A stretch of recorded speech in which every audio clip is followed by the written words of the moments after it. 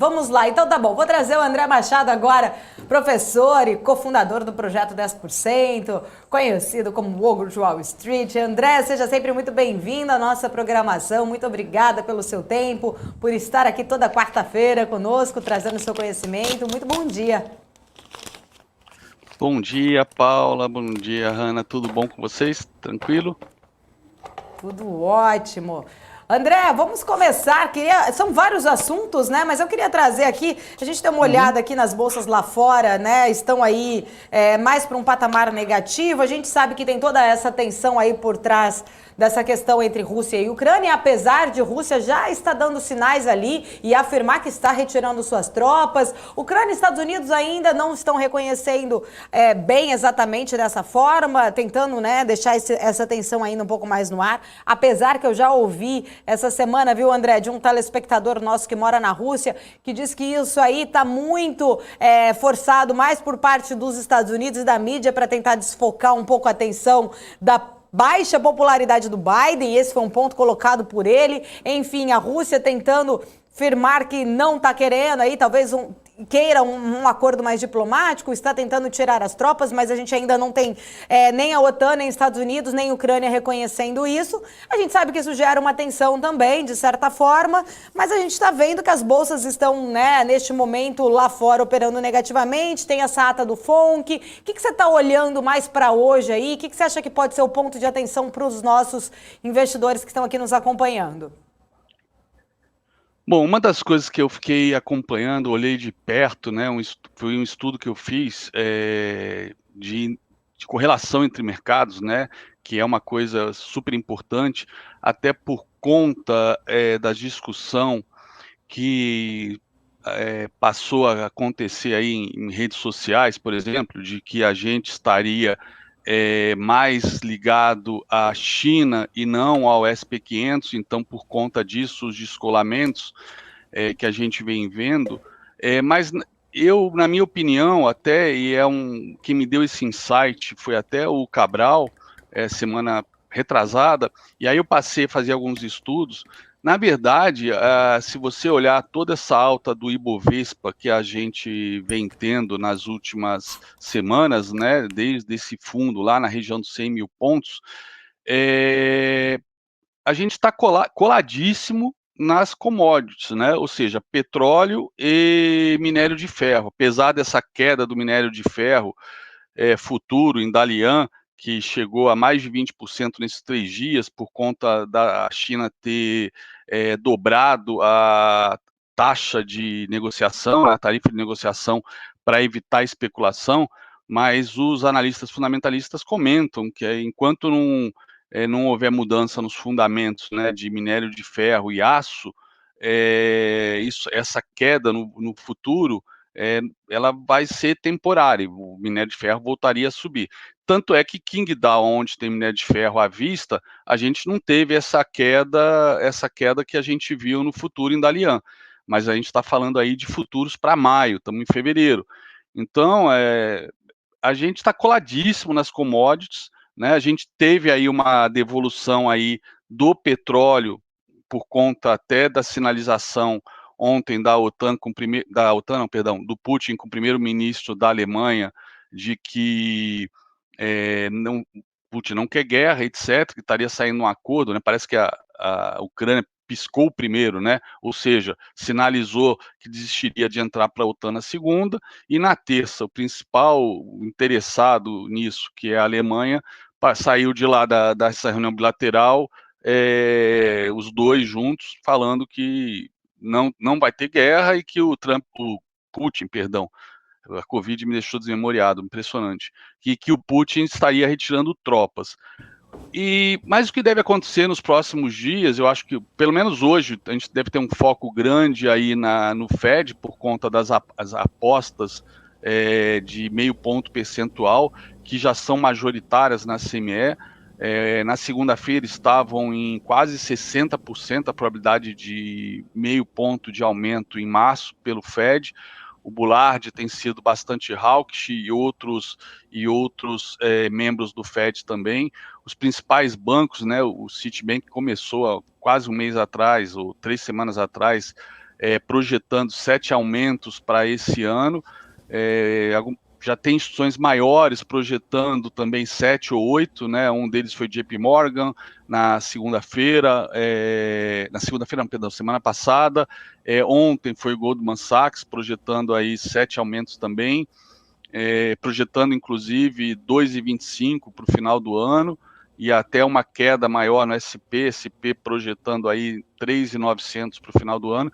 Então o mercado hoje aparentemente, eu até brincava que o SP era os russos, né?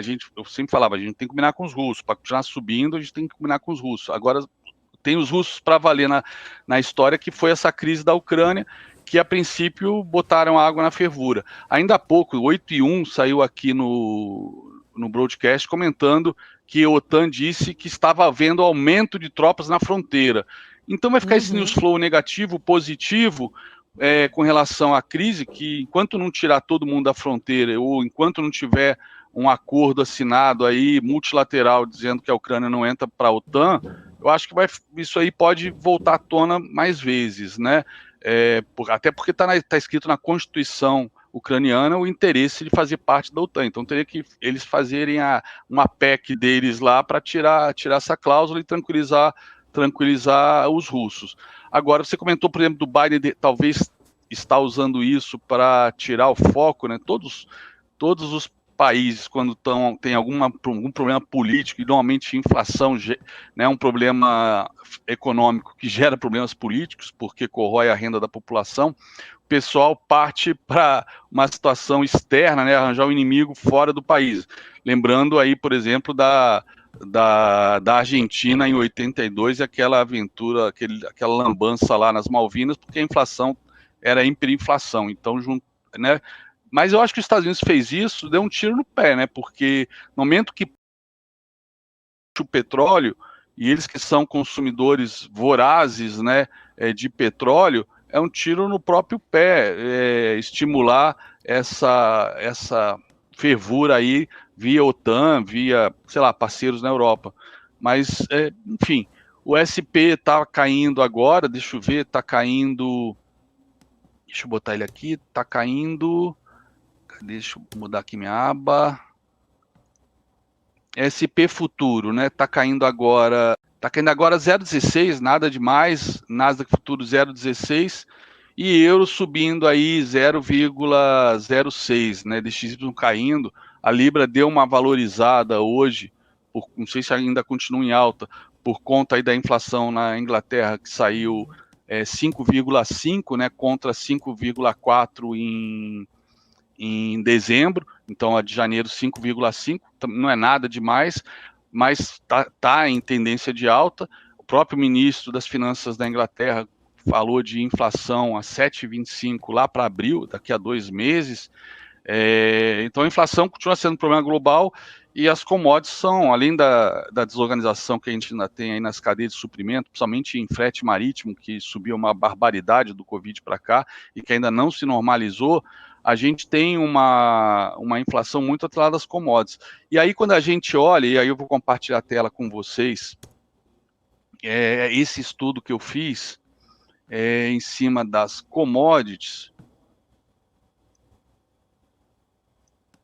Pronto. Compartilhei ou caí? Caí? Tá aí. Tá aqui. Pode estar compartilhado. Tá aqui. A tua janela foi para debaixo e eu achei que tinha caído. Vamos lá. Então, não, tô aqui. Opa. Deixa eu ver se tá certo. Ok. Então tá aqui. Esse gráfico aqui eu fiz inclusive nesse final de semana por conta desse insight que o Cabral passou para a gente lá no projeto, que isso aqui poderia ser, o termo que ele usou poderia ser um hedge justamente dos gringos. Em que sentido? Eles estão vindo com uma fome absurda comprar tudo que é nessa taxa aí que a gente já encontra aí de 13%, 14%, porque para eles isso aqui é uma loteria, ganhar na loteria, então estão se entupindo de pré. A questão é que eles precisam também proteger esse investimento. Sabe Deus o que vai acontecer no futuro. Tem as eleições aí, tem a questão fiscal, né? Essa PEC kamikaze assombrando e que ainda não está fazendo preço. E por que talvez não esteja fazendo preço isso? porque os gringos estão se entupindo de pré, né? E tem que proteger isso, fazer hedge em dólar no longo prazo, né? Nesse caso, é muito difícil montar essa posição por falta de liquidez, eles estariam fazendo esse hedge, né, enviesado através de compras de empresas dolarizadas, como Petrobras e Vale. O que faz todo sentido, né? Quando você olha, por exemplo, aqui é o Brent, referência à Petrobras. Ó, deste fundo aqui do Brent, em 1º de dezembro, que é justamente o fundo do Ibovespa, tá? O Brent subiu até antes dessa queda ontem, o Brent subiu quase 40%, quase 40%. E quando você olha o minério de ferro, aí sim, depois daquela queda de 50% daquele topo em $220, se eu não me engano, a tonelada, ele subiu até a China agora começar a fazer essa intervenção no futuro. Isso aqui é o futuro do minério de ferro em Singapura. Pô, ele subiu 77%. E quando a gente vai ver a Vale e a Petrobras, elas estão porrando para cima por conta disso, né? Mesmo o dólar caindo, a alta é tão grande, no caso para Vale, né, é bom sempre dólar em alta, a alta é tão grande do minério de ferro e do petróleo, que elas estão surfando. A Petrobras rompeu, né, em gráfico ajustado, rompeu o topo histórico de 21 de maio de 2008. E o peso só de Vale e Petrobras no Ibovespa é 27,72%. Se pegar ainda siderúrgicas, etc., deve passar de 30% fácil, ou seja, 1/3 são essas commodities, né, de ferro e petróleo. E aí os bancões que também estavam bastante defasados, né, e deram esse lucro aí, pô, você viu, com exceção do Bradesco, que decepcionou, Banco do Brasil, Itaú, Santander, se pegar Itaú e Bradesco, mesmo com essa queda, mas a gente pega essas blue chips, Petrobras, Vale, Bradesco, Itaú, 38%, como se fosse, né, o efeito aí das FANG no SPX, né, que são aquelas 5 empresas que tem um peso de 50% no Nasdaq, tem, junto com a Tesla, 25% no SPX. Então, acabam impactando muito na tendência, seja do Nasdaq, principalmente, mas também no SPX, que é o índice de referência americano principal e global. Então, e a gente descolou durante 7 meses, mas se falava muito, a gente descolou, estamos barato. Eu contesto isso por conta até de análise fundamentalista, olhando para o futuro, fluxo de caixa descontado, já provamos isso matematicamente, essas quedas usando a alta de juros, tá? Mas quando fala de Brasil, descolou de mercado americano, a gente não pode falar só de Brasil. Quer ver aqui? Se eu pegar... deixa eu tirar só aqui a Bolsa de Hong Kong, ó. E deixa eu tirar as commodities, deixa eu tirar aqui minério de ferro e deixa eu tirar o petróleo. Né? Petróleo e minério de ferro, tá aqui. Então, aí agora deixa eu voltar. Aqui eu peguei o gráfico pegando da tendência de baixa, né, de 8 de junho, para mostrar como é que estava a queda do Ibov e mostrar de novo a recuperação. Mais uma vez, não sei se vocês atentaram para isso, tá aqui, de novo. Aqui foi o topo histórico do Ibovespa, lá nos 131 mil pontos, tá? E a gente, dá para ver aqui, caímos bem mais que mercados emergentes. E agora a gente está se recuperando muito mais que mercados emergentes. A gente, na mão dos gringos, nós somos, sei lá, igual o day trader aqui de índice dólar, o day trader de ações, a gente é uma alocação pequena no portfólio dos gringos, a gente tem que lembrar disso. Eu sempre falo isso, a gente tem que sair um pouco desse olhar de olhar só para o nosso umbigo e fica falando, a bolsa está barata, estava barata, beleza. Mas olha só, saiu de 106 para 115, então estava barata, que é o que todo mundo fala. Cara, desculpa, o que fez a bolsa subir foi empresas de commodities e a alta de minério de ferro e petróleo. Contra fatos no argumento, está aqui. É óbvio que outras ações acabam indo junto, né? E os bancões aí com mais de 90 bilhões de lucro também foram juntos, até porque quando a gente fala de blue chips, né, o que é a vantagem das blue chips? É liquidez. Liquidez no sentido para entrar e para sair, né? Sair, ter uma porta larga para sair. Então, o que a gente viu aí de alta foi justamente Petrobras, Vale, Bradesco e Itaú, que são 38%. Né? Se pega Santander, Itub 3, por exemplo, pega a BRAP 4, que é praticamente Cosme Damião da Vale, e né, pega as siderúrgicas, a gente tem quase 50% do mercado em cima disso, né? E foi o que subiu pra caramba. Tem papel, mas small cap, tal papel subiu 8, tal papel subiu 20. Putz, isso é peanuts perto de 60%, 70% de queda, né? 80% de queda. Papel com 80% de queda precisa de 400% para subir, então subir 20% não quer dizer nada. Então, cuidado, que muita gente fala, vai subir forte agora, subiu 20%. Esse papel estão muito amassado, tem menos liquidez, acaba indo junto, né? Tem investidores que acabam vendo essas blue chips descolando e vai procurar os papéis que ainda não subiram, né? Que foram mais amassados. Mas a hora que eu acho que o mercado de commodities virar, né? Ele não sei se ele vai subir indefinidamente. O fato é que uma unanimidade, pelo menos, que todo mundo tem com relação a essa grana dos gringos, é que é dinheiro de motel. Cabral mesmo usa esse termo, dinheiro de motel. Smart money, smart money. E como dizia Nagy Narras, o dinheiro é o animal mais arisco da natureza. Ouviu o ruído, foge. Então a gente tem que tomar muito cuidado com as narrativas de que agora a bolsa vai subir indefinidamente. Isso começou agora, essa semana, né? Começou as instituições que estavam, né, dando até bolsa perto do que a gente viu aí em dezembro, colocando no final do ano, já jogaram.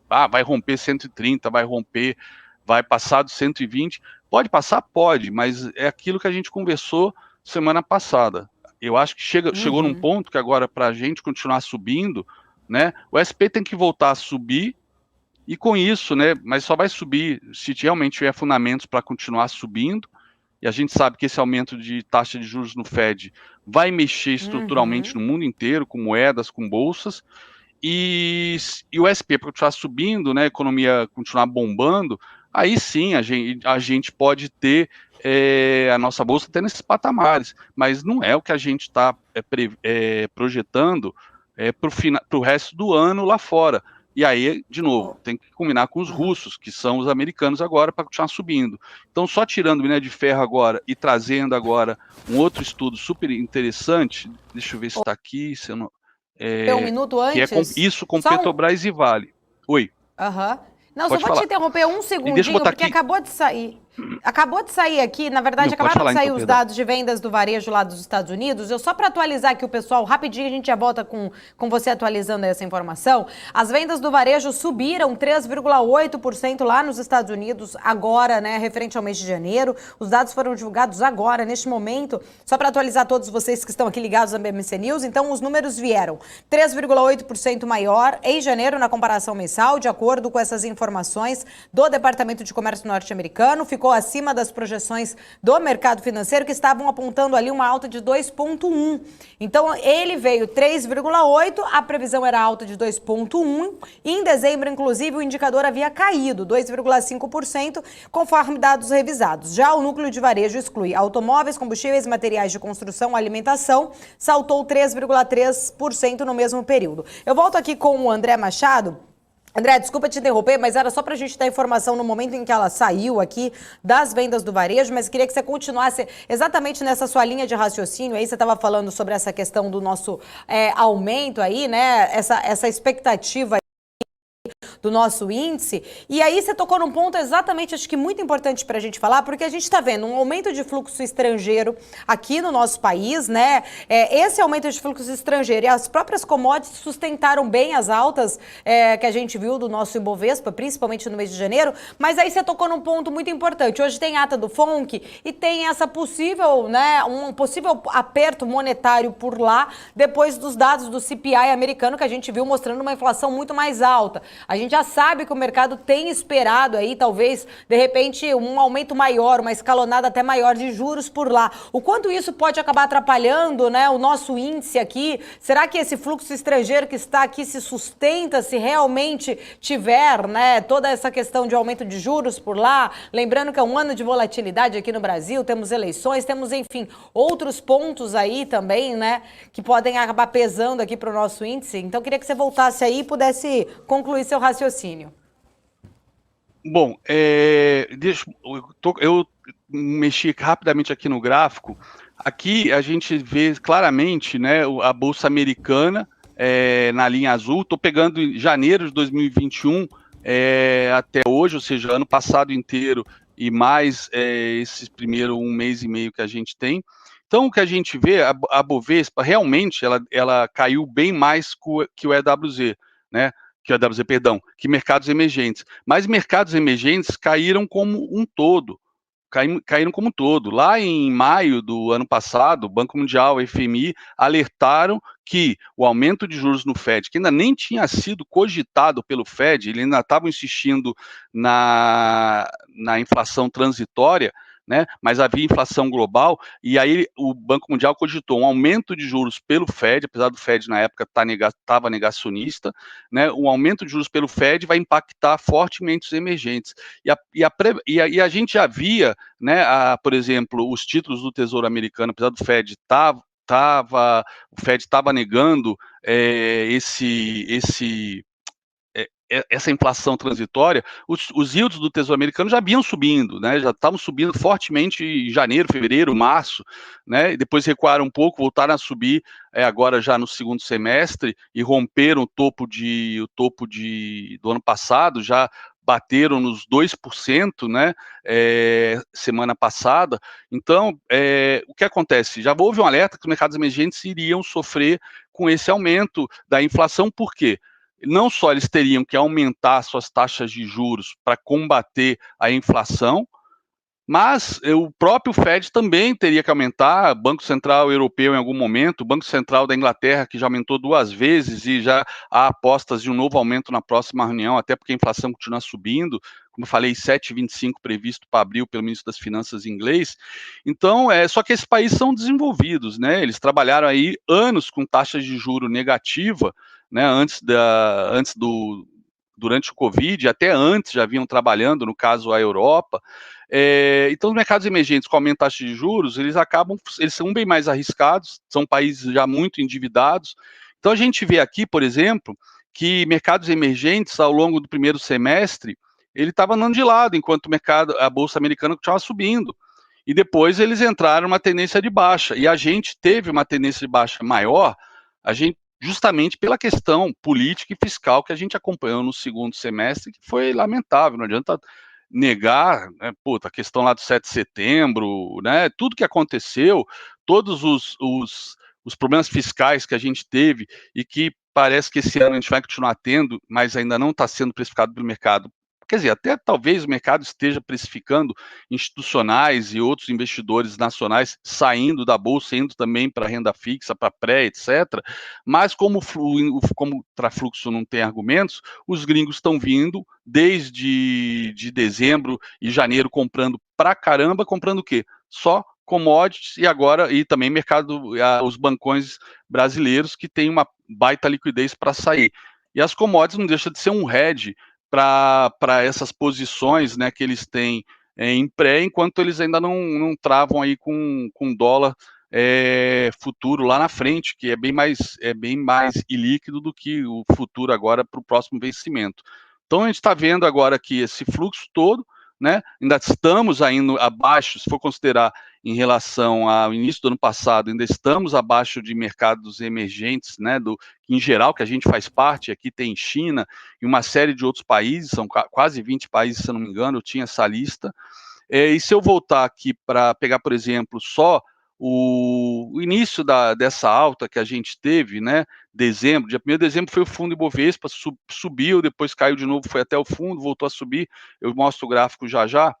Então a gente está vendo aqui, ó, EWZ, né, dando aquela porrada por conta das commodities, e a gente vê aqui, ó, SP e mercados emergentes praticamente, né, nesse período andando junto. A gente se descolou por causa de commodities. Eu não acredito que a gente vai continuar descolado, né, eternamente, né, agora viramos, né, continuamos baratos, vamos para 130 mil pontos.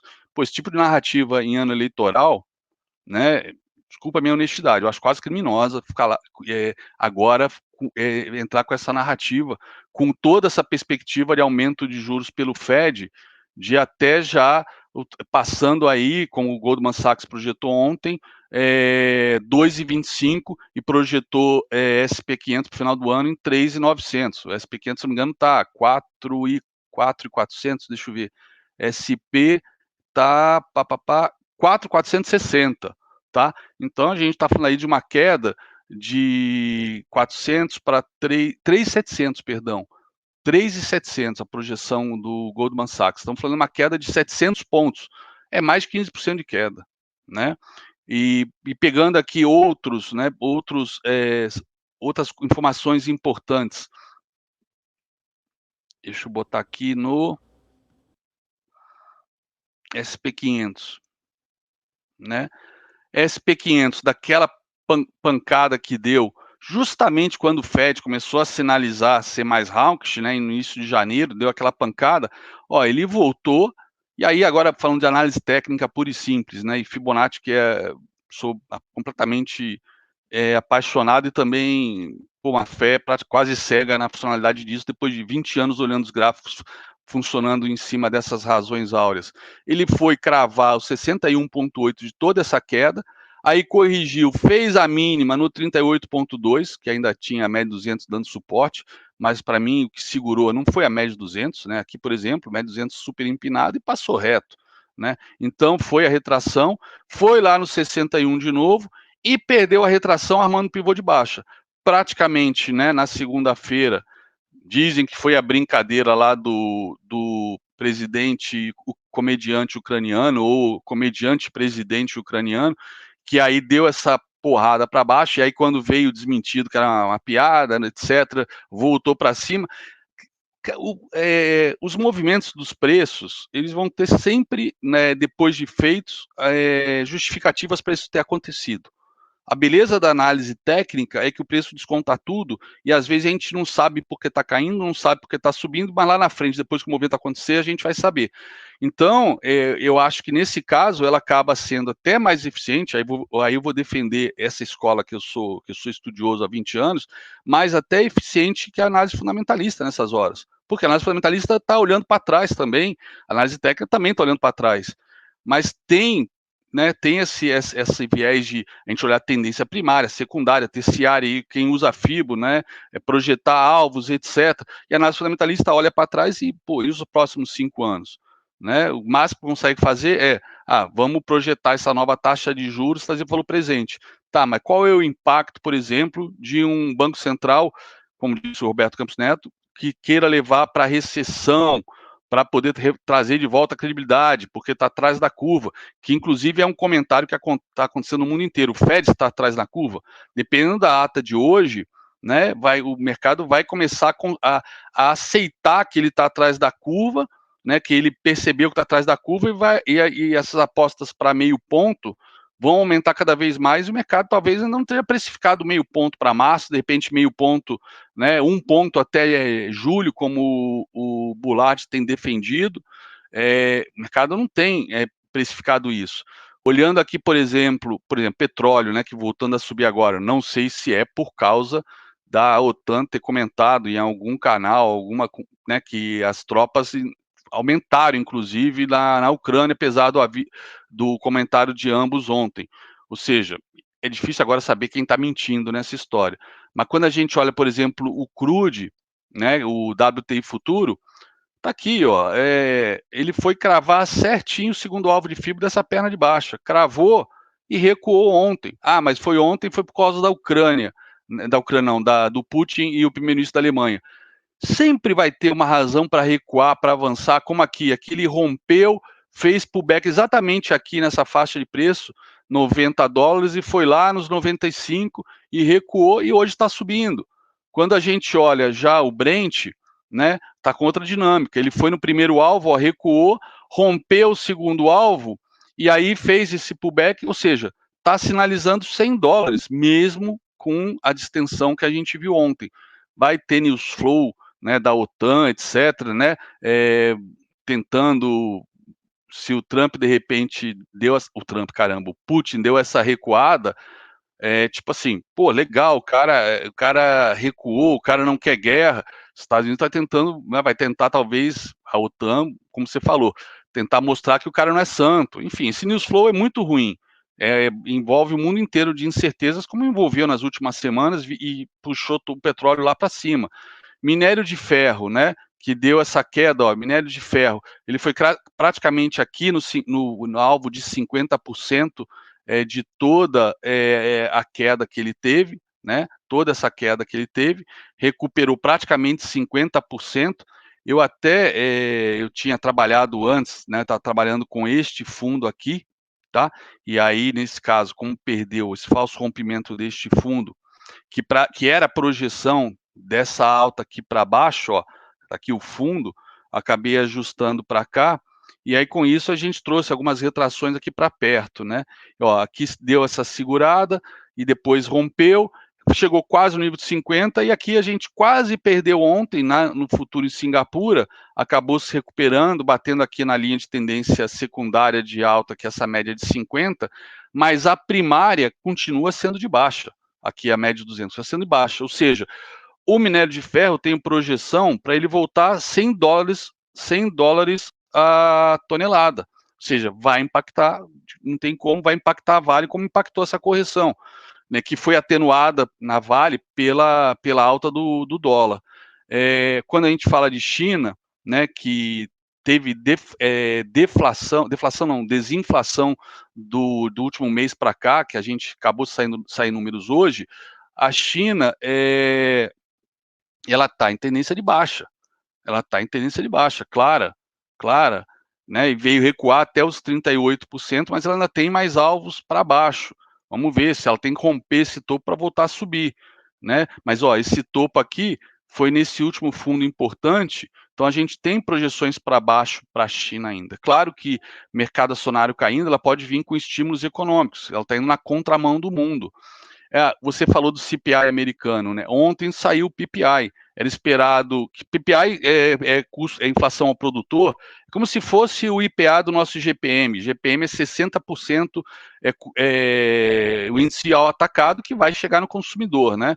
Então, o PPI saiu, era esperado 0,5%, 0,5%, né, de dezembro para janeiro, ele veio o dobro, 1%.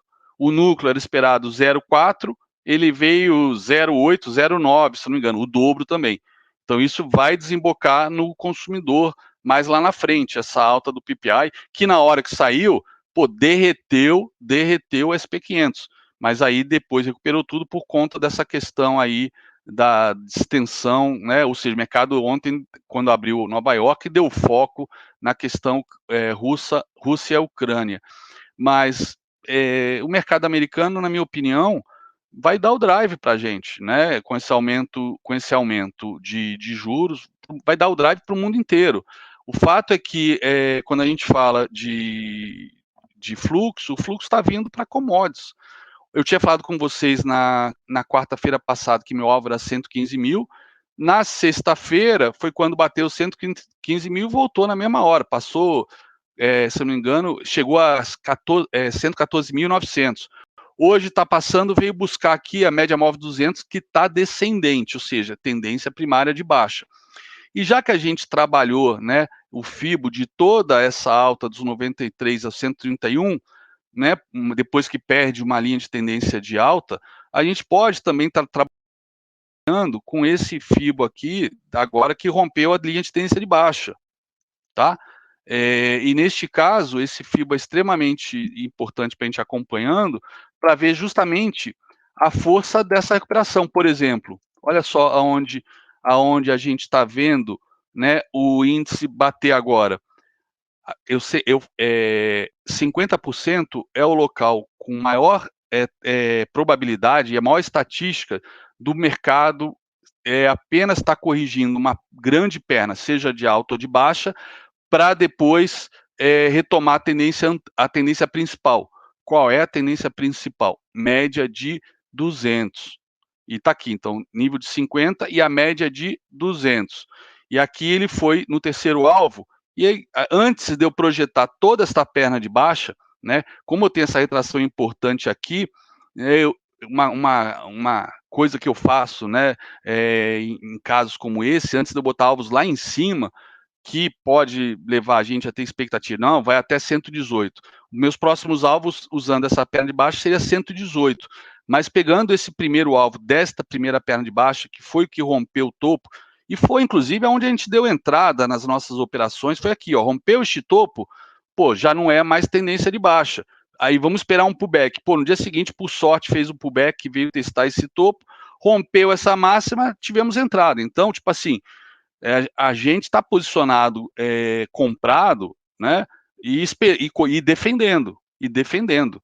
Porque, deixa eu até fazer um parênteses aqui, porque daqui a pouco o pessoal fala, ele falou que ia cair do 115, foi a 120, 130, chupa trouxa. Porra, a gente está comprado desde o 106, tá, galera? Só que aqui é o que eu falo, aqui é a hora de proteger, para não devolver isso, né? E se for só depois uma correção desta perna de alta, que é mais do que bem-vinda, pô, depois corrigir, voltar a subir, show de bola, entra de novo. O que não dá é, diante de todo esse cenário que a gente vê, que os gringos, né, o pessoal fala, os gringos estão raspando tudo. Cara, eles estão raspando, claro que eles estão comprando outras migalhas aí, mas estão raspando Petrobras, Vale, Bradesco, Itaú, ponto. E principalmente Petrobras e Vale, são commodities, é um hedge, né, um hedge às avessas aí para a posição pré que eles estão tomando, que é 12, 13, 14%. Então, tem que ficar de olho nisso. Agora, o que eu ia mostrar aqui, uma coisa que eventualmente eu faço, por exemplo, a gente ainda teria aqui, ó, opa, eu peguei certo? Não, peguei. A gente teria aqui um alvo estendido, antes de eu projetar isso aqui, já que rompeu o terceiro alvo, a gente teria ainda a possibilidade de vir aqui, ó, nesses quarto alvo aqui, eu trabalho normalmente com 3, que são os mais clássicos, esse quarto alvo aqui, que seria 200% dessa perna de baixa, aqui na região dos 116, que é, né, como vocês estão vendo, era a primeira retração desse movimento de alta, ou seja, continua valendo como uma resistência, tá? Mas, em primeiro lugar, tem que passar aqui dos 115,600. 115,600, que é a retração de 50, de toda a queda, e mais a média de 200, que seria a minha linha de tendência primária de baixa, tem que passar disso para realmente eu acreditar que vai lá nos 116,600, ou seja, tem 1.000 pontos para cima que ainda pode ter de upside, né? Em algum momento, isso aqui deve corrigir, porque não vai andar em linha reta. E esse discurso estava barato, cara, daqui a pouco já não está mais, inclusive, tá? E um último estudo aqui que eu acho que eu não mostrei, deixa eu ver aqui. Os yields do Tesouro, né? Cadê? Tesouro, 10 anos, está aqui. Os yields do Tesouro, aqui era o topo de 2021, essa linha azul, tá? Era o topo, aí corrigiu, ó, até 50% cravado de toda a alta de 2021, tá? Aí depois deu essa perna de alta, aí corrigiu de novo 50%, só que eu já paguei, tá? E aí rompeu este topo aqui importante. Fizemos a projeção, ó, cravou o primeiro alvo, ó, ele rompeu esse topo, foi lá, finalmente testar mais uma vez o anual, voltou, fazendo pullback neste topo, que segurou então, jogou para cima de novo, foi lá no primeiro alvo, ó, violou vários dias o topo de 2020, resistência importante, né? Que quando rompeu aqui esse topo, bateu, voltou, aí o topo segurou, aí rompeu, pronto, segurou várias vezes, teve só violação e sempre segurou, e aí deu acelerada e agora, né, rompeu com todos esses números de inflação, rompeu o primeiro alvo e olha só, foi cravar o segundo, cravou o segundo, veio fazer o pullback no primeiro que foi rompido e voltou a subir. E ontem fechou, né? Fechou até em uma nova máxima, né? Mas fechou de novo no segundo alvo. E hoje está dando uma recuada, né, nessa expectativa da ata do Fed. Se romper, vai lá no alvo de 2,26, que é até a projeção do Goldman Sachs para final do ano, né? Mas as projeções dos bancos ano passado para esse valor aqui era dezembro, chegou em março, né? Chegou em março, o mercado antecipou. Então, temos que continuar de olho nisso aqui, porque isso aqui, por si só, derruba a Nasdaq pra caramba, por conta da correlação e também da alta que o Nasdaq já teve e o fato da maioria não pagar dividendos. E tem um grupo grande que, inclusive, nem lucro dá um prejuízo. E as maiores, né, Facebook, esse grupo das FANGs, a Apple e a Microsoft pagam dividendos, e mesmo assim abaixo de 1%. Aí você vê Tesouro indo para 2,26, né? Os yields do Tesouro Americano de 10 anos, que é referência. Só que, óbvio, sempre que os yields dão porrada, pesa o Nasdaq, que contamina o SP e o restante das ações. Então, a gente continua de olho nos russos, que agora são os russos nossos, né? Os gringos americanos. Não sei se eu tenho tempo, eu tinha feito um estudo aqui, esse de commodities, ó, esse índice setoriais do Brasil, tá? Vamos pegar aqui justamente esse período, né, de dezembro de 2001, quando fez o fundo, o IBOV, tá? Quando a gente olha aqui, vou tirar temporariamente as ações, né, Itaú, Bradesco, Vale, Petrobras, ó. O que está subindo, né? Aqui está o IBOV, de 1º de dezembro para cá. Ó, índice setor financeiro e o índice de materiais.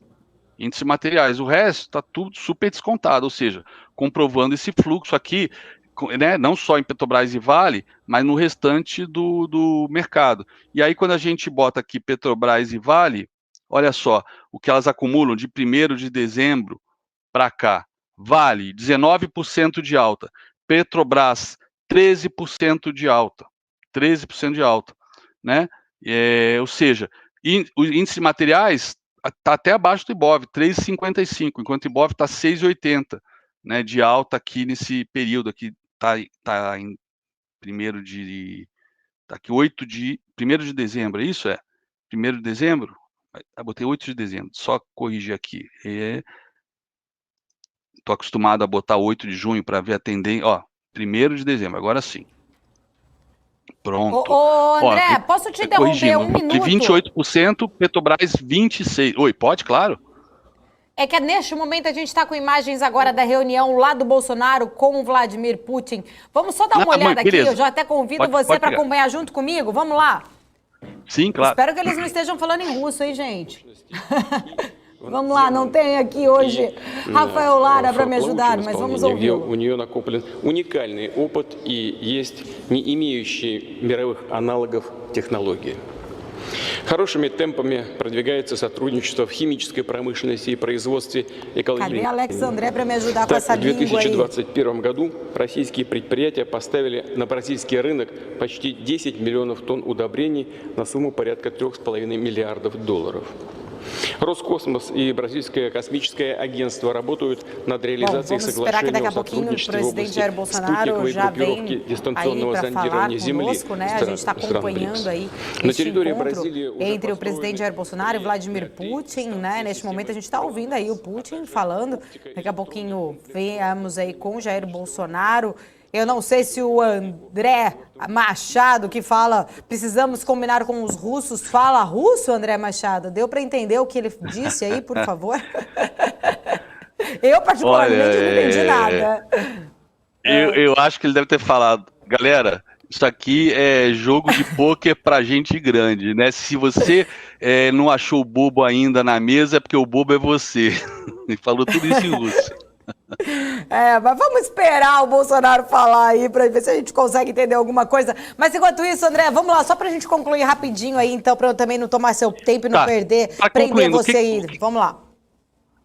O que a gente vê aqui, pegando o IBOV desde o fundo, né, do 1º de dezembro, que está aqui, ó, é o fundo do IBOV, 1º de dezembro, está aqui, IBOV, IBOV, está aqui.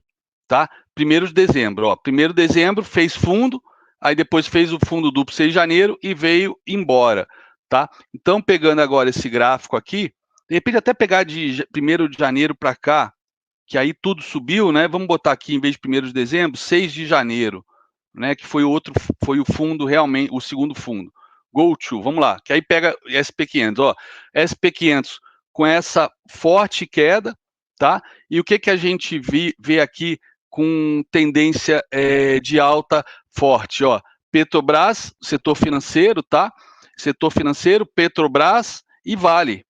Ó, aqui acima de tudo, o IBOV junto aqui com essa alta, né? Então a gente vê IBOV, ó, subindo, né? Este ano, desde o início de janeiro para cá, tá não no início de janeiro, dia 6 de janeiro, né? O fundo IBOV subindo 13%, Vale subindo 13%, Petrobras subindo 18 e o setor financeiro que tem, aí nesse caso entra a B3, né, que também tem um peso grande, depois de Petrobras, Vale, Bradesco, Itaú, a próxima com maior peso no Ibov é a B3, depois a gente ainda tem BBAS, etc., que subiu bem ontem. A gente vê setor financeiro, Petrobras, Vale, né, que estão puxando realmente o Ibov para valer. A gente vê os outros mercados bem defasados. Então, eu acredito realmente, e o SP aqui, né, caindo 4,79 do dia 6 para cá.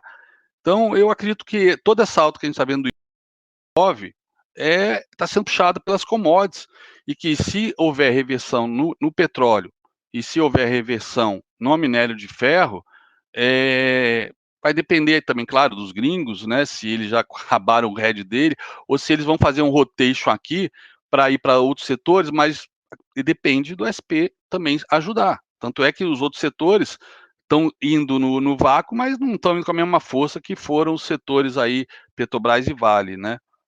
Petrobras e Vale que vem puxando. Até quando olha agora o IMAT, pegando só do dia 6, ele está subindo menos até que outros setores. Quando a gente pega 1º de dezembro, né, que foi o primeiro fundo, ó, a gente vê realmente que esse movimento primeiro fundo, até aquela alta, 106, aí volta o primeiro fundo, depois rompe para ir para o patamar que a gente está, é um processo que a gente conhece na Nasdaq como uma acumulação. Eles estavam tomando já esses setores, ó, que aí a gente vê realmente a alta deles totalmente destacada dos demais, do primeiro fundo para cá. Né? O segundo fundo, a gente viu uma entrada nos outros setores, mas pegar o acumulado, olha só, o que a gente tem desde o dia 1º de dezembro. Vale e Petrobras lá em cima, acompanhando justamente as commodities que foram lá em 1º de dezembro também começaram a porrar, minério de ferro e Petrobras. Setor financeiro e Ibov aqui. A Ibov 14%, financeiro 15%, né? Petrobras 26%, Vale 28%, IMAT 12%, está aqui quase perto do Ibov, e os outros mais defasados. Né? E o SP 500, né, caindo 1% de 1º de dezembro para cá.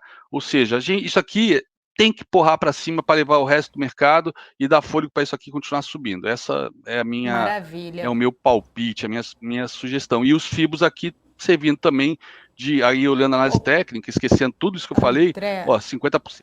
Eu vou te interromper mais uma vez, André. Desculpa aí, mas é que agora sim o presidente Jair Bolsonaro começou a falar. Vamos só ouvi-lo rapidinho aqui, depois a gente conclui aí. Vamos lá. Se alguém puder subir aqui, aumentar o meu ponto, eu agradeço. E repito, o mundo é a nossa casa e Deus está acima de todos nós. Pregamos a paz e respeitamos todos aqueles que agem dessa maneira. Afinal de contas, esse é o interesse de todos nós. Paz para o mundo. Muito obrigado, presidente Putin, pela acolhida, pelos temas tratados conosco e pela confiança depositada em nosso país. Muito obrigado.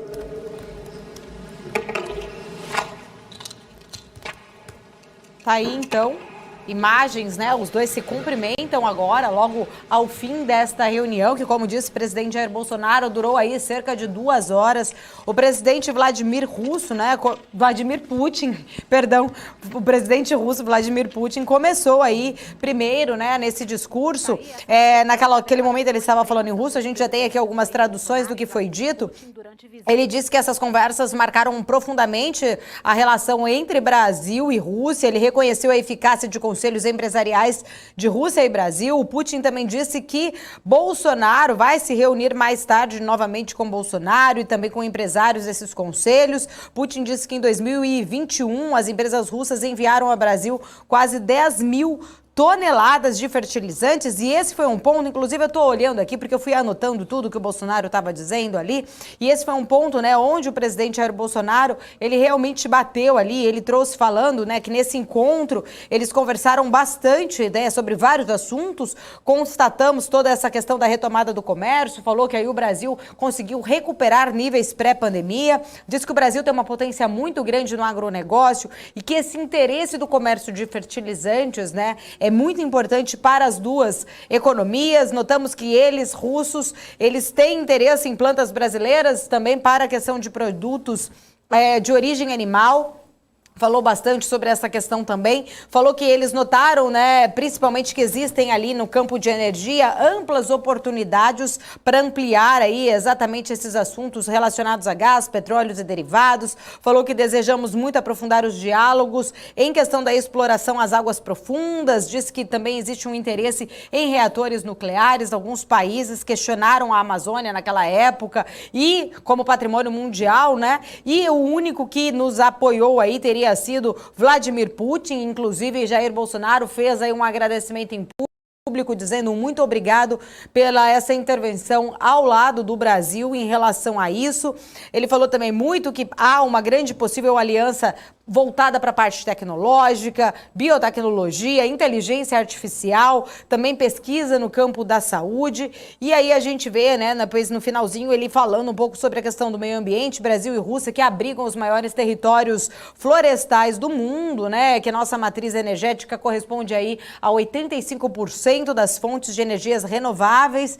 E aí no final, ele como uma conclusão, né, voltou a aprofundar bastante essa agenda bilateral, né, entre os dois países, esse encontro de 2 horas, e a gente percebeu que em nenhum momento foi tocado o assunto ali entre a questão entre Rússia e Ucrânia. Bolsonaro acabou dizendo, né, que eles têm ali alguns fatores que são incomuns, citou Deus acima de tudo, falou que eles pregam muito pela paz, respeitam todos que agem dessa maneira, desejando paz para o mundo, diz, né, um agradecimento pela acolhida, pela confiança depositada.